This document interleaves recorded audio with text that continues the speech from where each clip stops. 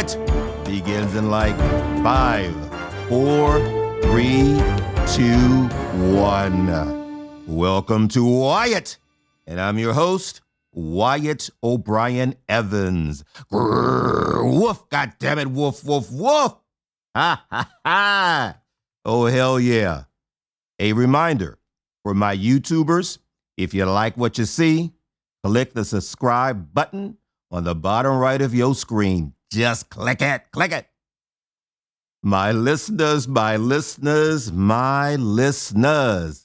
before I announce today's very special guest, I have to pay homage to our theme music.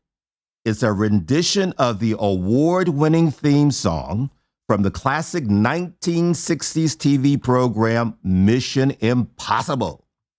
You know, the hit spy TV show starred the astute Peter Graves, the man of 1,000 faces, Martin Landau, the delicious glam queen, Barbara Bain, the electronics and gadgets whiz, Mr. Greg Morse. Now, this brother broke color barriers. And the handsome, deliciously muscle-bound Peter Lupus, I believe he was a Mr. Universe or something. And Mission was the definition of what an ensemble cast should be. Now, about Mr. Peter Lupus. Y'all look.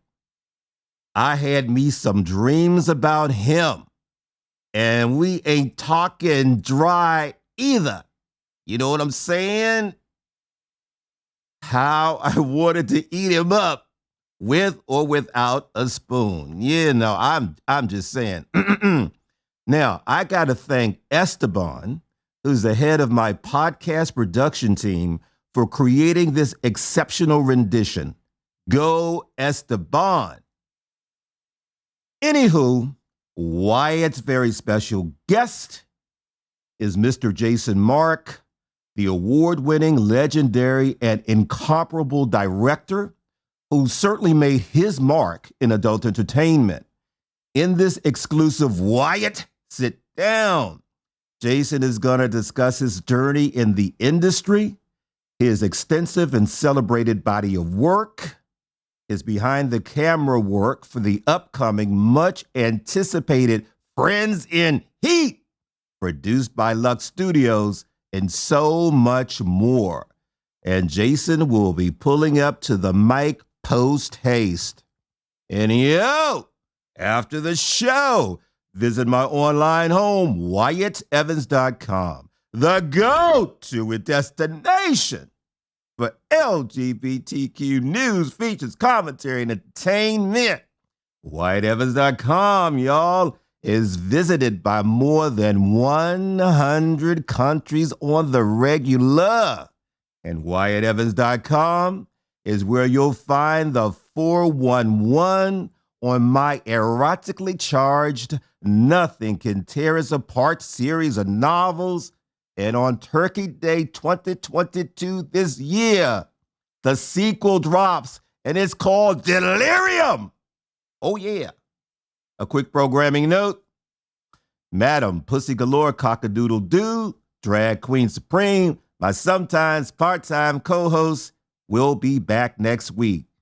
Yeah, I can't wait for that. All right, now, let's glide into today's Wyatt.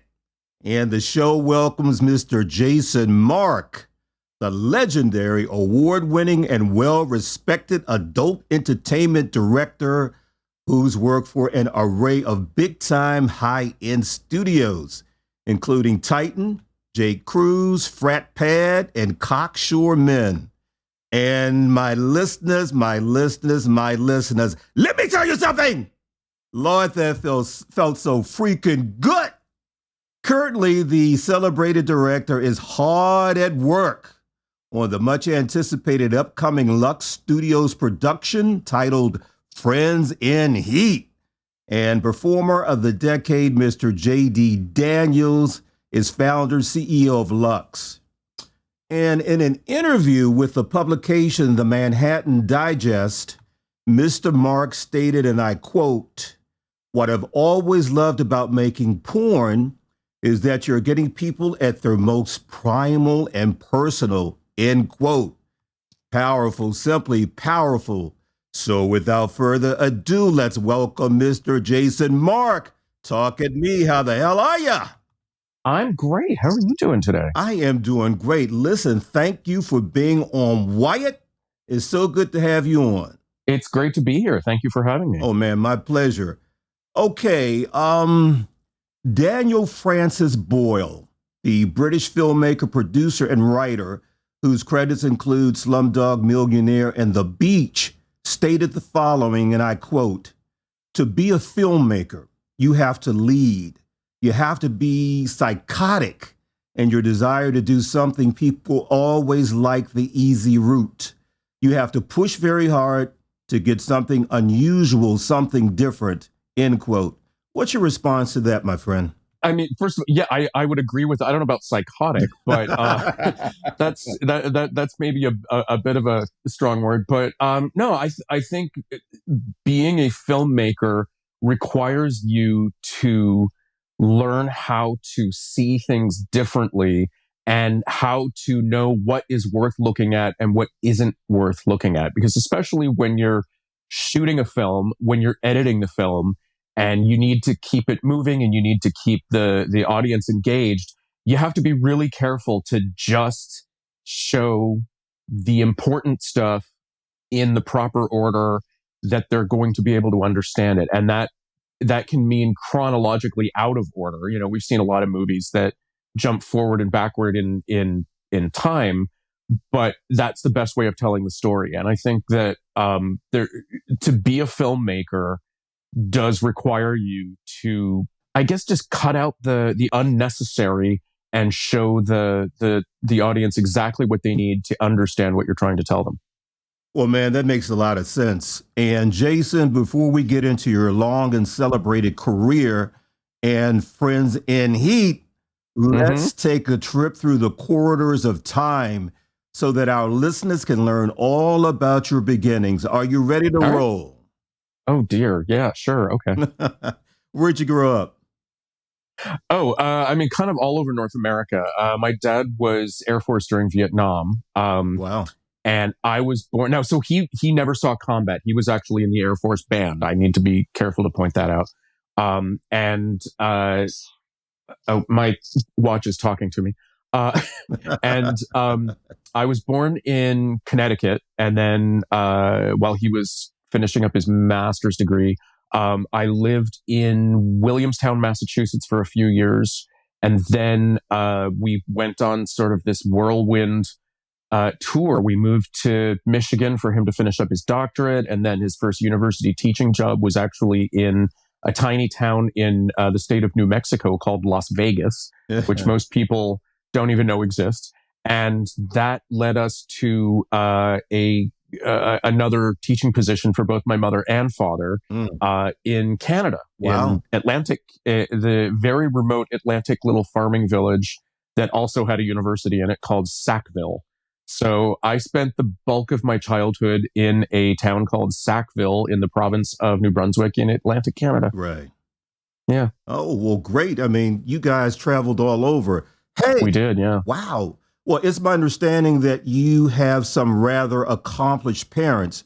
Your dad's a your dad's a noted conductor. Your mom's a brilliant harpsichordist, and that's freaking outstanding. Tell us about that. So, I mean, you know, growing up in a family of music teachers, and my sister, by the way, is also a music teacher. Wow. You know, I was kind of force fed a lot of, you know, I always had to play an instrument. I hated every second of it. I was just not an instrumentalist. But you know, when that's the family trade, that's what you do. But yeah, my family moved around a lot because of music and opportunity. So, you know, my parents have, they've done 2 albums together. One of them was nominated for Best Classical Recording at the East Coast Music Awards. So that was pretty cool. Nice. They play together a lot. My dad was the conductor of the PEI Symphony, and he's done a few sort of guest conductor jobs all around the world. So my I have a huge collection of Harry Potter books in different languages because every time they went to a new country, they would buy me the Harry Potter book. So I've got them in like Cantonese, Spanish, French, Italian, Esperanto. I've got it in Thai. I've got it. That's the thing that they buy me. So that's kind of fun. But yeah, growing up in a musical family meant that I had to play an instrument, and I did. I was never particularly good at it, but I did actually enjoy a very brief period of sort of training to be an opera singer, which I left that pretty quickly, but it was fun while it lasted, and then I moved on from that, and I always wanted to be a filmmaker. So even though I was actually in a pop band in Canada in the 90s called Plastic Palace People, once that was over, I went back to school. I studied film at York, and I eventually found my way into the adult industry in Toronto, and then found my way down here to California where it's all being made. So there you go. Well, before we get into that, let's talk about Harry Potter. So, Okay. yeah. So what was Jason like as a boy, a little nipper? Give us 3 characteristics and qualities that would you say best described you? Oh man. Yeah. Come on. I was definitely a bit of a loner. Okay. I was the obviously gay kid in a pretty rural area in the 80s. So I got bullied a lot for sure. And I didn't really give a shit.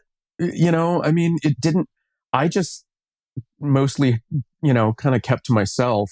But then, when I was 14, I figured out that I could join the university's musical club, and you didn't have to be a student to be in the musical. And then I made all of these friends who were all university students. So from the time that I was 14 years old, I was actually hanging out with university students who thought I was a university student.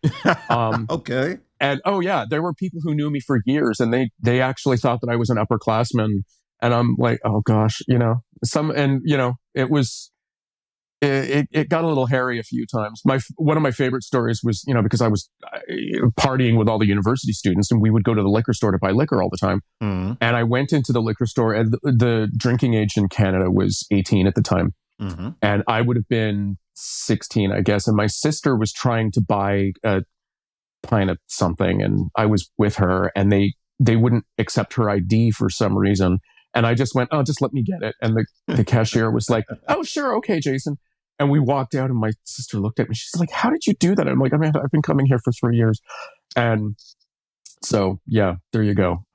So I can't remember. What was the question? I was a bit of a loner, but I was really outgoing if people would allow me to be, if that makes any sense, right? Like I would always kind of read, I would read the room. If I was not going to get treated particularly nicely, I would just shut down and ignore people. If people were going to give me the time of day, I was able to make friends in 2 seconds. So I think that was one of my best features, was that I was always able to find some common ground with just about anybody, as long as they were willing to find it with me. So there you go. And that's very, very important. So that's a good thing. Okay, those are 3 good qualities. So let's fast forward to film school. So talk about that. I only went for 1 year. I studied at York. I always meant to go back, but I just kind of never did. I wound up getting a job at a music retailer in purchasing, and I really enjoyed that. So I figured, okay, well, I'll do this, and I'll maybe do like 1 night class per week or something like that. And I just kind of never finished it. And then I wound up through a whole bunch of unfortunate events, looking for work, and then kind of accidentally stumbled into my first job in the adult industry. And they were. I actually started as an HTML designer. Okay. And their editor quit, and the head of the studio was looking for a new editor. And I said, well, I I studied film for a year at York, and he just went, "Okay, you're hired," and handed me like a book on oh god, it was Premiere, Adobe Uh-huh. Premiere, and it was like the Complete Idiot's Guide to Adobe Premiere or something like that. And he just handed me the book and said, "Lock yourself in my office for 2 weeks. I'm going away, and when I come back, I want you to be the editor." So Uh, he came back 2 weeks later, and I was the editor. So there you go. wow. Okay. Mm-hmm. Let's talk about the porn studios that you've been involved with in your work with Trenton Ducati, and Oh yeah, not to mention the legendary Joe Gage. yeah. Oh man. Well, Trenton. So I had always been a big fan of Titan. I thought Titan were just amazing. When they Mm-hmm. started in the 90s, they did all of this really high end, polished, high budget, high concept movies. I thought that they were just amazing. Mm-hmm. And I always wanted to work for them. And I finally got sort of my chance. And it was, I had, kind of put a couple of feelers in their ears saying, I'm looking for work. I was just kind of freelance at the time. And I remember do you remember Dominic Ford did that series called So You Think You Can Fuck? Where it Yep. was sort of, yeah. So I was like ghost directing that. And we were in Key West doing Right. that. And in between shoots, I got a call from Brian Mills saying, "Hey, Yeah. yeah," Right. and Okay. he's like, "Hey, you want to come hang out with us in Palm Springs next week? We're shooting a movie, and we kind of need somebody who can, uh, you know, shoot behind the scenes stuff, and Mm-hmm. maybe Mm-hmm. help out with shoots." And I was like, "Absolutely." So I got there, and then he said, "One of our cameramen has had to leave, and can you do camera?" And I'm like, "Absolutely." And I walked in, and Uh-huh. Francois Sagat was sitting there at the table, and I was like, "Oh, I see what I'm here for." And it was Francois Sagat's big return to the adult industry, and he did that Mm-hmm. movie Incubus. Um, Oh, Oh, yeah, yeah. yeah, it was that movie, Wasn't and that Francois Sagat? yeah, yeah. Yeah, yeah, yeah. I remember. Oh, yeah. Yeah, and Okay. he was sitting at the table, and I remember I sort of walked up to him, and I knew all of the other performers who were there. It was like, uh, uh, uh, who it was Shay Michaels was there, and Spencer Reed was there, and Mm-hmm. a few other guys.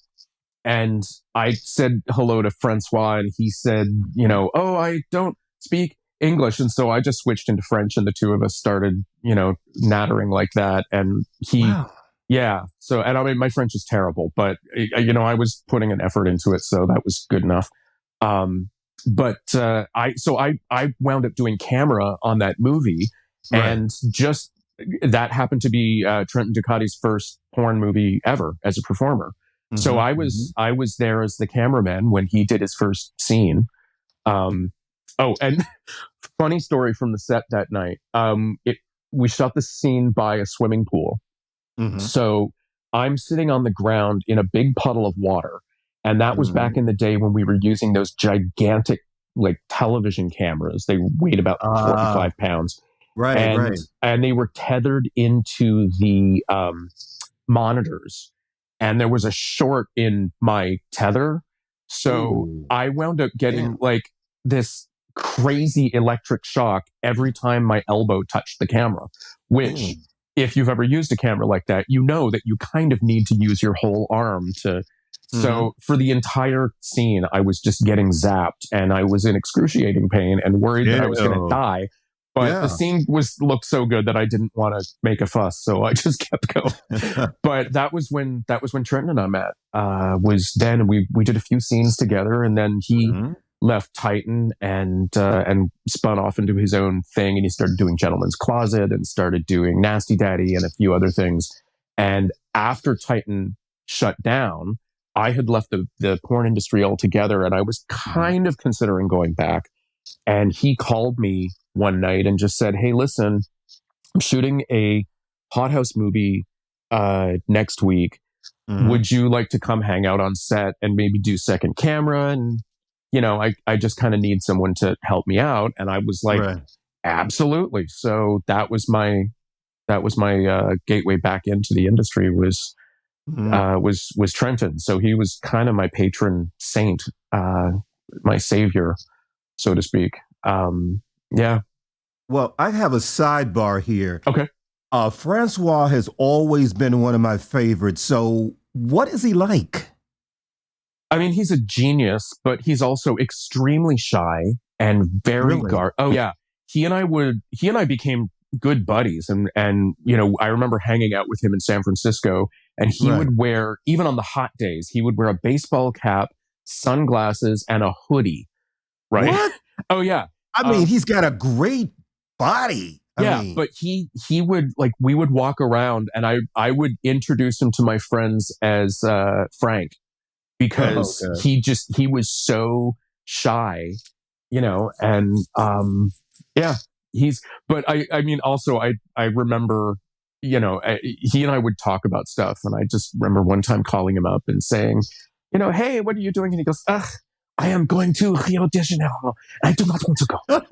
And I went, well, why are you going? And he was like, well, I have to go dance, and one night, and I do not like to dance. And then the next night, I have to go to a party, and I just have to be there for a few minutes and meet people. It's a meet and greet, and I do not like to do that.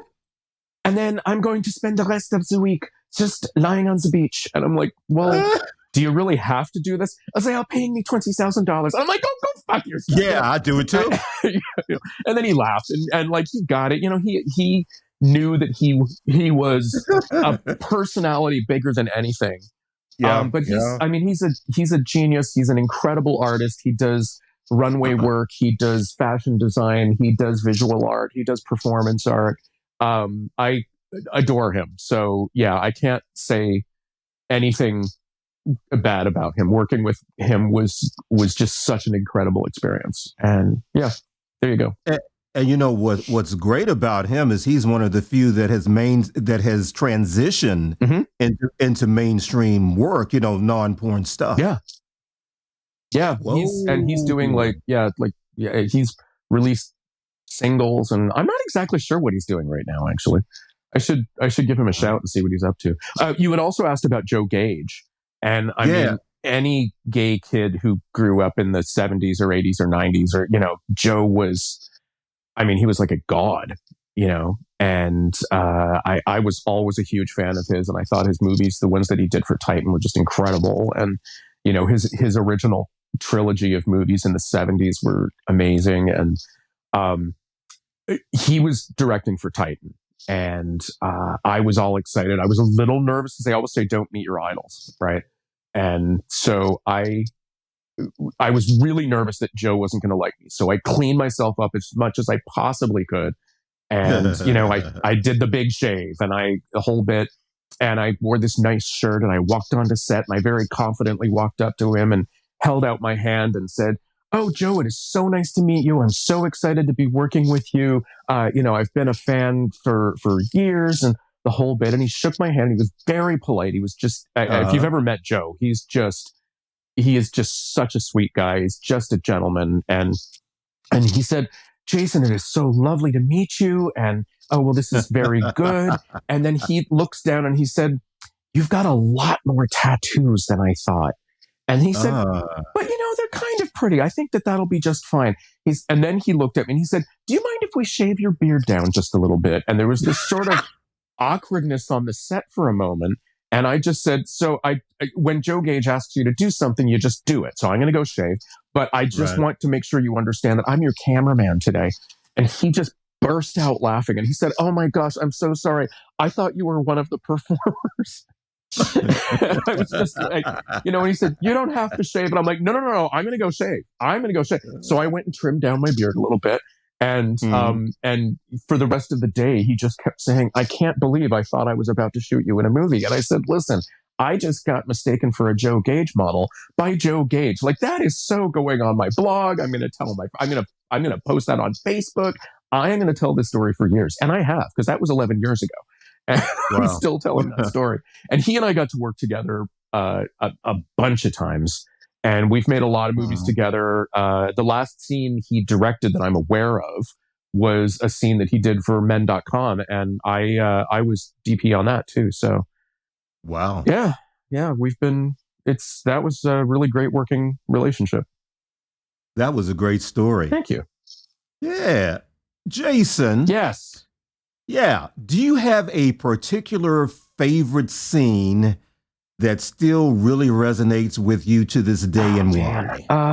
I could list off Or scenes. Yeah, I could list off about 10. There was a three-way that I did with Dean Monroe.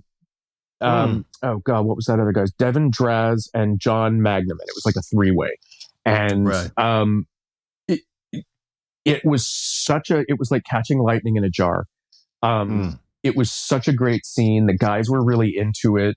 And for whatever reason, I was just feeling really on top of my game that day. And John Patron and I shot that scene together, and it was so good. The chemistry, the lighting, just everything, all the camera angles that we got. It was pretty exciting. What's another one that I really love? There was a scene that I did from Coke for Free with Matthew Bosch and Alex Meekum, where the chemistry was just off the chart, and it's a really, really hot scene, and they were just so into it. There was also there was a scene there's a movie that I did called Out for Titan Men, and there's two scenes in that movie. One of them is Dirk Kaber and Luke Adams, and when I talk about that scene, sometimes people will go, "Oh my God, I didn't know that you did that scene. That's one of my favorite scenes ever. Oh my God, that was so hot. That whole opening bit." And that was a really great one. And then also in that movie, there was a scene with Jesse Jackman and Nick Prescott that was just, again, over the top hot, and really, really good scene. So yeah, I mean, there's so many, but those are four that really jump out at me. And then, recently, there's a movie that Trenton and I did for Fetish Force called Maniacal, and and so it was this is kind of bad. The opening scene, it was with Chris Damned, Felix Fox, and Bryce Hart, and it's just this epic scene. But it was a little too extreme on the fetish end, so it actually originally got rejected, and I had to go back and I had to recut it. What was basically so what it was is that, and this is not this, like, the studio was like, this, the scene is really hot, but we're worried about the billers because there's not enough verbalized consent in the scene, and it's one of those things that when you're making fetish content, you have to make absolutely sure that the message is, my watch is talking to me again, is conveyed to the audience, that all of the participants have absolutely consented to this, even in this magical alternate world, right? So we had to go back and insert all of that. So, and it didn't, I mean, the scene is fantastic, but I just thought it was kind of funny that we pushed it so far that they were worried about MasterCard getting upset at us or something like that. I don't know. But so we had to go back and make a few tweaks. That happens, it's part of, listen, and I mean, I've never done one of those like stepfather, stepson scenes, but when those are produced, there's like a big list of guidelines for those scenes where they have to make it clear within the first 40 seconds of the scene that the father has recently married the mother, and it was after the son turned 18. So there can't have been any grooming of like an underage, character. So, and then, and there's a bunch of other things there. They have to make it really clear that he's a stepfather, and that he was 18 after he met the stepfather, and there's a whole bunch of things, and it has to be brought up twice during the scene as well, or something. I can't, but there's a lot of guidelines there, because this is still a business, and the billing companies they're still the ones holding all the cards. So Well, that makes Oh, sense. totally. Yeah, and I don't even have a problem. Like, it does. I don't have a problem with that. I totally get it, and I never really thought about it, but yes, every one of those scripts is exactly the same, and it's because they have to hit all of those notes in the first 40 seconds. Okay, that's it. If that's what the rules are, then that is. And then when I thought about it, yeah, we don't want a movie about some creepy old guy that's been grooming a 16-year-old for like, so yeah, no, I get it. Like it totally makes sense, and I totally support it. But it's one of those behind the scenes things that you don't really think about until you have to. Right. Let me ask you this: have you ever worked with the legendary Matthew Rush? Ever worked with So him? the closest that I ever did was when I was on that aforementioned "So You Think You Can Fuck." He was the host of that. Okay. Yeah, he was the host. So that was the only time that we ever came close to working together. And he wasn't a performer; he was just sort of there as the host. Yeah, he's had his challenges, and I hope things are better for him. Now, you've won a lot of Gay-VNs, I believe, haven't I've you? actually never won a Gay-VN. I've won. I thought you had. No, I'm that guy that gets. I'm like Susan Lucci. I get nominated every single year, but I never win. Scenes that I've directed have won, and I've won. Oh, okay. I've won a few Grabbies. But yeah, I've never won a Gay-VN. I'm about to sneeze. Hang on. I'm sure that you can edit this out. Bless you. Yeah, I can. Okay, good. No worries. I'm probably going to sneeze about 5 times. Oh, sorry. Where was I? Oh yeah, with Gay-VNs. Yeah, I mean, we get nominated, and again, the award shows are a lot of fun. I don't take it too seriously. So it is what it is.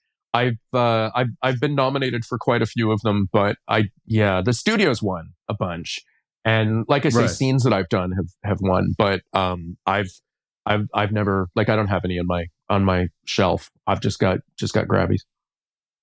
Okay. Yeah. Cool. Okay. Let's move to Lux Studios, the creation of Mr. J.D. Daniels. And you bring your long and storied directorial resume to Lux's full feature film, Friends and Heat, and it drops this spring. So I want you to tell our listeners the 411 plotline, who's starring in it. We want some details. Okay, so as far as plotline goes, I don't know if I'm actually allowed to discuss that yet, but I will. That's all right. I will tell you that we do have a script. It was written by Dylan Diaz. I've had a chance to look through it a couple of times. It looks kind of fun. And I'm definitely looking forward to it. It's a lot more narrative than a lot of other adult movies are. And something that people are always asking me or saying, I want to see a movie with real story and real characters and, and sex. And I'm like, all right, a lot of studios don't want to do those. But JD's decided that he's going to go forward with this. And I was really excited to be asked.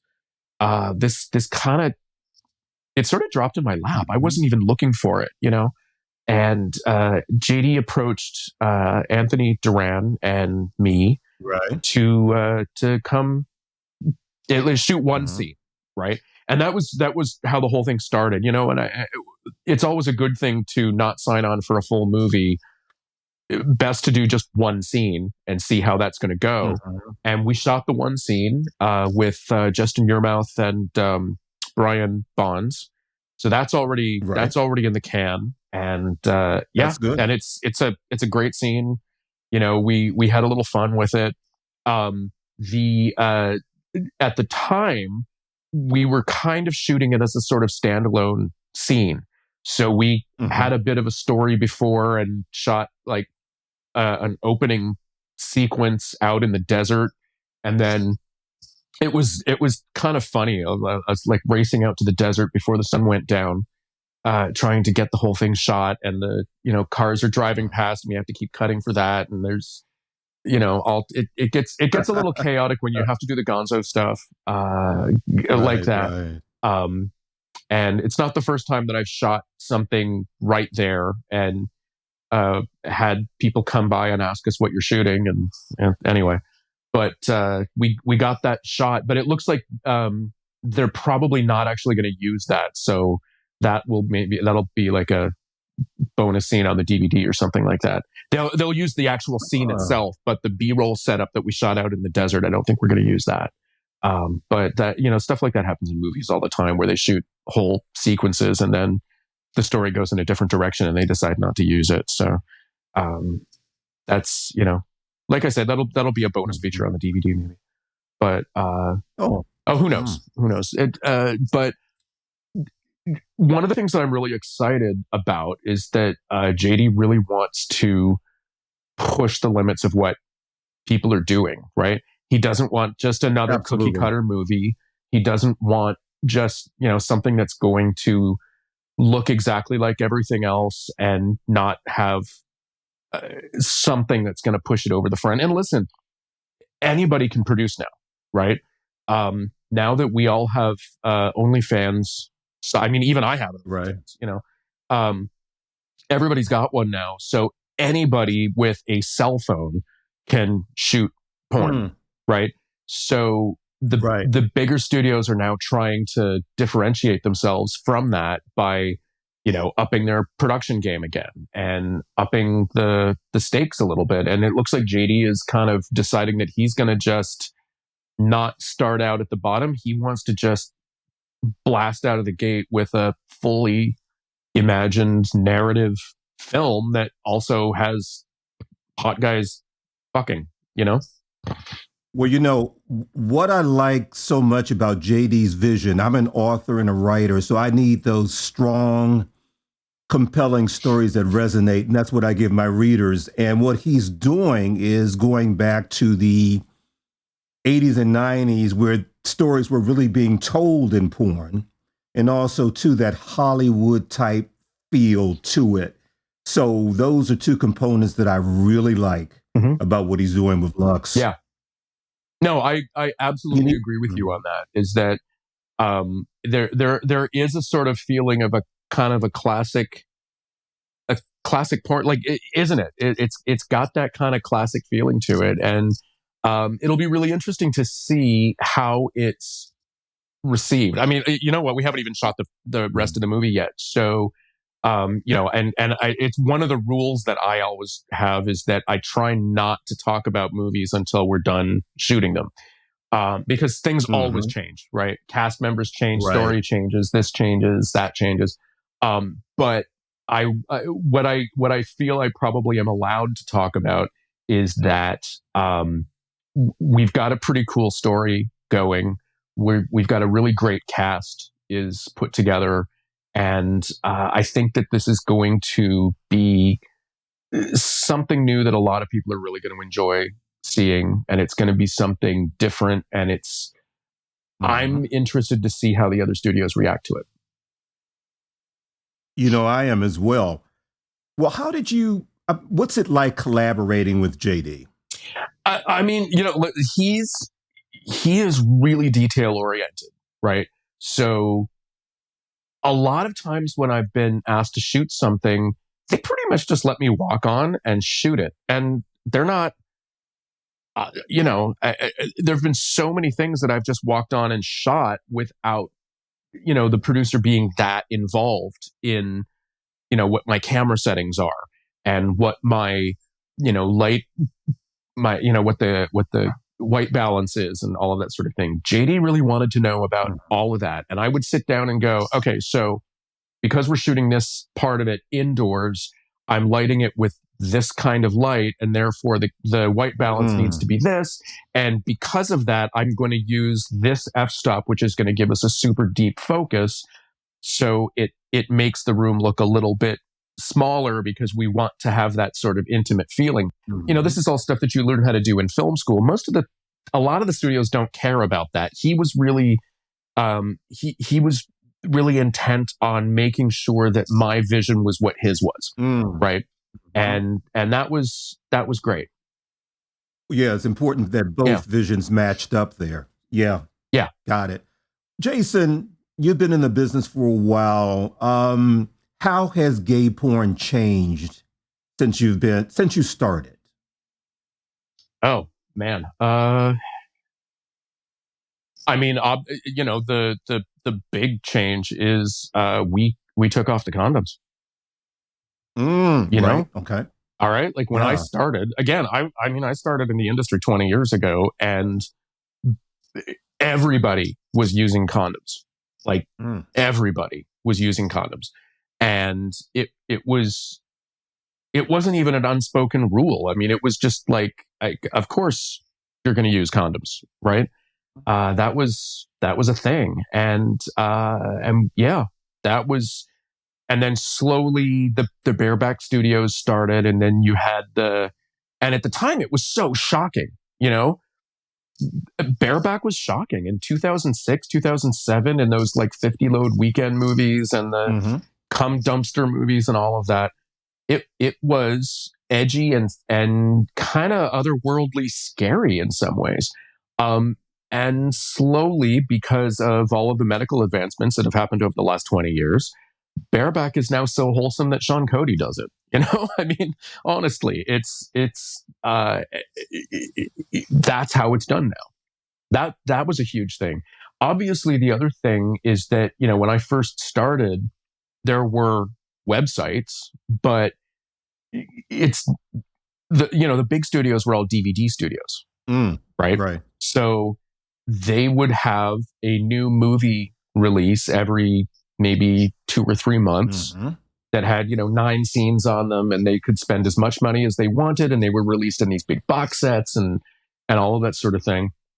And the websites would have these. Could you try again? Are you hearing this? Yes, I am. Yeah, That's sorry. okay. My watch every so often just tells me to shut up. It goes, I have no idea what you're talking about. It's sort of like having C-3PO follow me around all the time.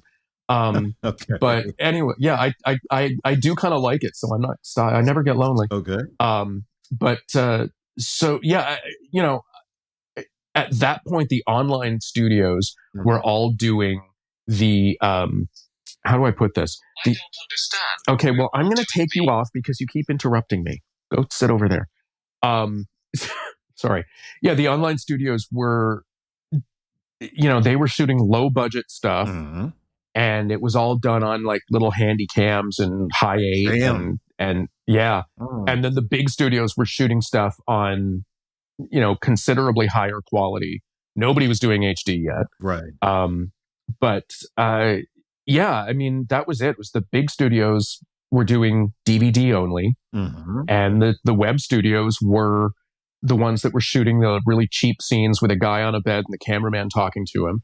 And then slowly, I remember there was this weird paradigm shift. I'm going to say in 2005, when I had just first started working for Fratmen and going to like the Phoenix convention. And there would be the table that had all of the DVD people, right? So like Steven Scarborough and, Joe Gage would be there, and all the big directors. They'd be all sitting at that table kind of holding court. And then over on the other side would be, Sean Cody and me and John from Fratmen. And then, what's his name from that other site, and Jake Cruz was there, and we were all kind of like on the other side, and there wasn't a lot of bleed over, and they would kind of look down on us. Not in a rude way, everybody was always really nice, but there was this sort of unspoken hierarchy there that we were and over the course of maybe 3 years, people started getting their porn online. They stopped buying the DVDs. And as streaming technology got better, and as, laptops became more common, slowly those DVD studios would come over and start asking us questions and, inviting us out to dinner and saying, hey, we wanted to sit down and ask you about this or that, or picking your brain. and, yeah. Oh, absolutely. Yeah. So that was a big, huge change. And when Titan brought me over from Jake Cruz, that was a big part of it, was that a lot of what I had done with Jake Cruz was marketing and working with affiliate management and websites and that sort of thing. And they wanted somebody who knew how to produce content more for a website and less for a a DVD. Understandably. Yeah. Well, that created a whole new opportunity for you. Mm-hmm. Wow. And a dream job. That was one of the best working. Titan is still a family. I still get together with my production team. They're still brothers. It was really sad when we stopped. We understood why, but that's still a family. Wow. We're all still in touch with each other. That is really nice. Yeah. Well, Jason, along with Friends in Heat by Lux Studios, what else do you have going on for 2022? Oh, okay. So, first of all, a site that I am partnered on with Trenton and Anthony called Trailer Trash Boys. I love that title. Okay. Oh, yeah. And listen, Trailer Trash Boys started out as just an idea that Trenton had to post on his own TrentonDucati.com. Oh, okay. And it was such a runaway hit that they decided to spin it off into its own site. And that was when, and I'm going to say that idea was like 2019. And Anthony and Trenton sat down with me and said, we want to bring you into this. And so I started writing scripts and started shooting it all and editing the whole thing. And they've been really great in just kind of turning it over to me and letting me kind of have my fun with it. That's been great. We launched the site during the pandemic, the early days of the pandemic, which everyone thought we were crazy for doing that. And, maybe we were, but we were all sitting around bored too. So, what else are we going to do? Let's launch a new porn site that we can't shoot new content for at least a few months. Right. So that was kind of that was kind of scary, but we managed to make that work, and that site has taken off, and that's now become kind of the crown jewel in our roster. We've also got Nasty Daddy and Gentleman's Closet. Right. We have a new site that is going to be launching next month. Watch my Twitter, watch Trenton's Twitter. I don't want to announce anything that I'm not allowed to talk about just yet, but there is a new site coming. People are going to love it. I think it's going to surprise a lot of people. So that's exciting. We're still moving forward. Trenton and I still shoot the Hot House movies for Falcon, and so there's one that we just wrapped up on Wednesday, this past Wednesday. So that hopefully is going to be out in a couple of months, and then we go back and shoot another one next month. Hot House has been a blast. We've got a new Fetish Force film coming up, which I believe is titled Highway, which the opening scene of that looks like a Tarantino movie. It's one of the most. I'm showing it to all of my friends, and they're all just jaws are hitting the floor. And I think that the fact that film production gear is now affordable enough that I'm actually able to make these rather cinematic looking things with just the gear that I own myself. I don't need a huge Hollywood crew. So I think when people see the opening scene of that, they're going to be rather gobsmacked. And there's some really, really fantastic performances in that. So keep your eyes open for that. Friends in Heat is definitely going to be one of the biggest things that I'm going to do this year for sure. So that's definitely exciting. And I'm hoping that working relationship continues. And aside from that, I'm not even sure. I actually just shot a series of commercials for the Desert AIDS Project. Wow, and, wonderful! Trenton was part of that as well. And Trenton and I, and have been starting to look into shooting a lot more mainstream content. And there's a possibility. Good for you. Oh yeah, there's a possibility we're going to do a mainstream film this year. So 10 years ago, I edited a comedy movie called Birthday Cake. And it's a really funny movie. It kind of plays out like a Robert Altman movie. There's a lot of cameos with a lot of Hollywood types. I remember that. Yeah, with Jane Badler playing herself. Yes, right. Yeah, I edited that movie. and it was a great experience doing that. But they're finally doing a sequel because the baby is now a 10-year-old girl. So they're doing a third installment of this, and we're hoping that Trenton and I are going to be able to shoot that this summer. So that'll be fun. The director's already been talking about that on Facebook, so I'm not giving anything away. But I don't have the script yet, so I couldn't tell you what happens in it anyway. But so hopefully we're going to be doing more mainstream film work like that. I am hoping I'm going to get to do a couple more music videos, because those are always a lot of fun to do. My favorite music video I ever directed was for Carol Pope, who is a Canadian legend. And she had a song called "This Is Not a Test," and I directed the video for that, which was Google it. It's a pretty. I'm really proud of that video. It's basically dancing graffiti art on a brick wall. But it was a really great experience. And of course, my own band, Probe 7, we're recording our new album this year. We've already recorded a couple of songs. We're hoping we're going to be playing in Los Angeles next month, but hoping that we're going to be able to play a whole lot during Pride season this year. We managed to play 5 or 6 shows last year that were a blast. You know, it's great being out on stage. It's great singing again. But we're recording the new album right now, and you'll hopefully get to see us out on tour. So that'll be fun too.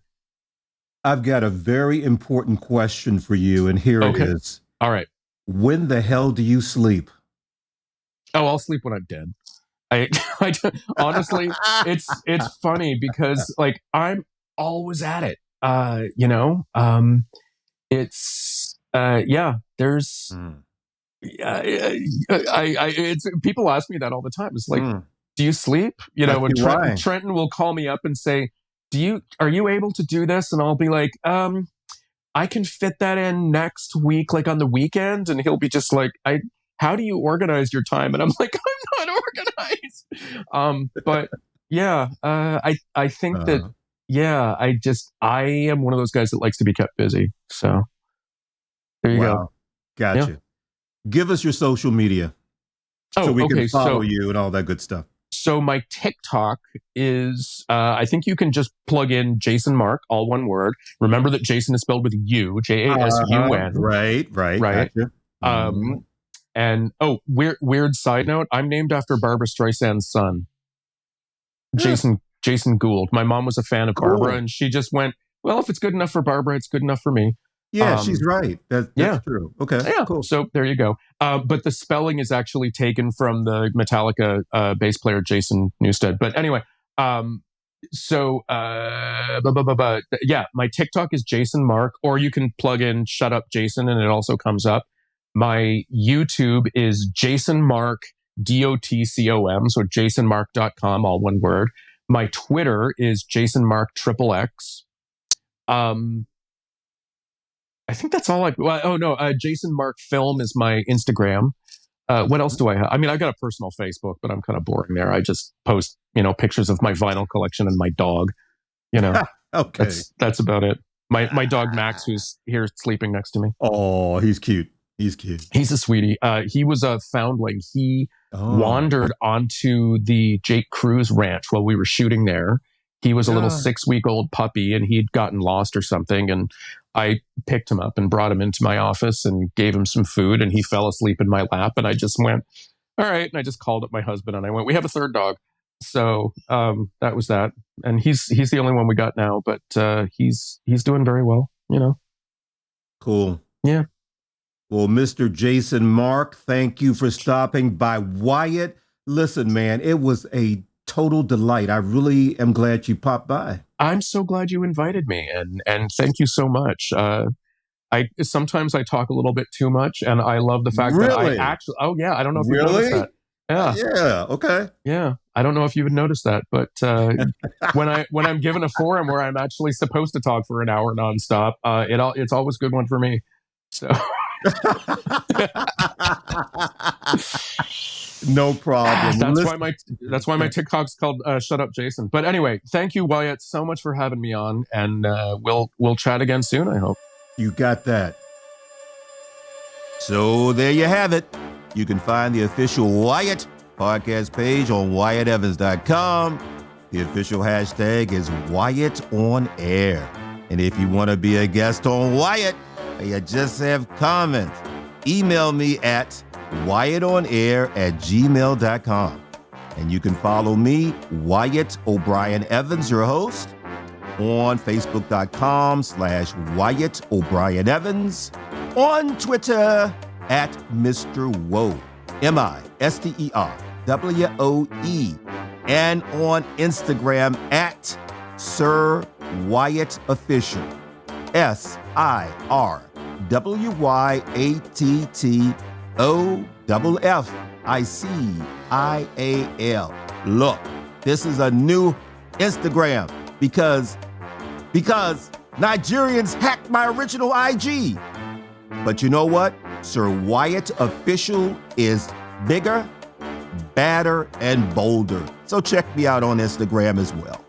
And be sure to check out my Nothing Can Tear Us Apart series of novels, the latest being Frenzy and its predecessor, Rage, all at WyattEvans.com. Until next time, y'all, woof, goddammit, woof, woof, woof. Arr.